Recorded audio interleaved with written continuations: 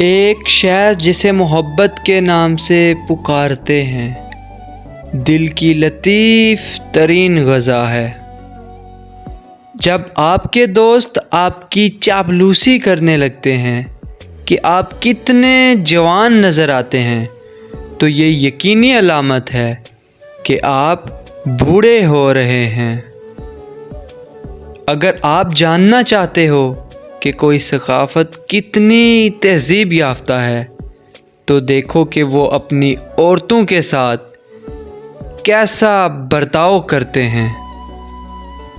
بار بار ایک ہی طرح کی چیز کا سامنا کرنے کے لیے صبح بستر سے اٹھنے میں کتنی ہمت کی ضرورت ہوتی ہے۔ افسوس، ایک خاص عمر کے بعد ہر شخص اپنے چہرے کا ذمہ دار ہوتا ہے۔ جتنا بڑا شہر ہو، اتنی ہی بڑی تنہائی ہوتی ہے۔ وہ لوگ اکثر بدل جاتے ہیں جنہیں حد سے زیادہ وقت اور عزت دی جائے۔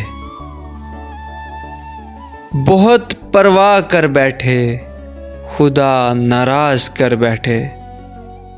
ماہر نفسیات کا کہنا ہے کہ اگر کوئی اہمیت دینا چھوڑ دے تو آپ شکایت کرنا چھوڑ دیں، خاموشی اختیار کر لیں۔ یاد رہے، ہر وقت دستیاب رہنا، پیچھے پڑے رہنا، ہر وقت کی شکایتیں آپ کی اہمیت کو گھٹاتی ہیں۔